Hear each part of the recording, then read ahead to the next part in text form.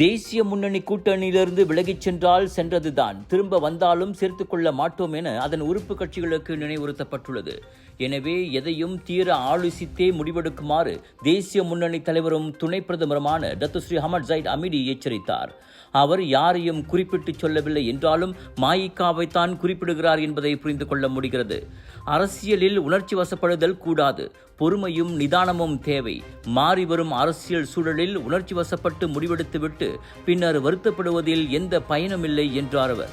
எனவே யார் மீதோ உள்ள அதிருப்தியாலோ அல்லது அதிகார போதையாலோ முடிவெடுக்காமல் 70 ஆண்டுகால தேசிய முன்னணி உணர்வையும் விசுவாசத்தையும் சம்பந்தப்பட்டவர்கள் எண்ணி பார்க்க வேண்டும் என்றார் அவர்.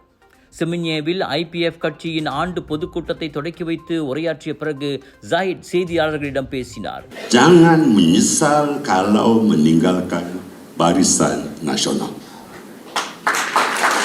Kalau meninggalkan Barisan Nasional, tidak ada jalan pulang. Jangan desak kepimpinan Barisan Nasional untuk buat keputusan. Keputusan pasti akan dibuat. Hanya masa yang terbaki akan menentukan ke mana hala tuju kamu untuk mematikan diri kamu sendiri. இதனிடையே மாயிகா இன்னமும் தேசிய முன்னணியின் உறுப்பு கட்சியே என அதன் தேசிய துணைத் தலைவர் டத்துஸ்ரீ சரவணன் தெரிவித்துள்ளார். மாயிகா பொதுப்பேரவை கொடுத்த அதிகாரத்தின்படி மத்திய செயலவை இறுதி முடிவெடுக்கும் வரை நாங்கள் கூட்டணியில் தான் இருப்போம் என்றார் அவர். கட்சியின் எதிர்காலம் பற்றி விவாதிக்க மத்திய செயலவை இன்னமும் தேதியை நிர்ணயிக்கவில்லை.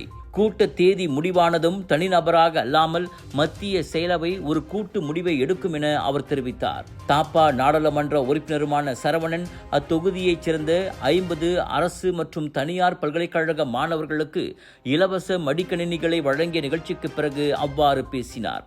2022 பொதுத் தேர்தலுக்கு பிறகு தேசிய முன்னணியில் வேண்டாத விருந்தாளியைப் போல் நடத்தப்படுவதாக மாயிகாவினர் அதிருப்தி தெரிவித்து வந்த நிலையில் கடந்த மாத பொதுப்பேரவையில் தேசிய முன்னணியிலிருந்து வெளியேறி பிரிகத்த நேஷனல் கூட்டணியில் இணைய தீர்மானம் தாக்கல் செய்யப்பட்டது.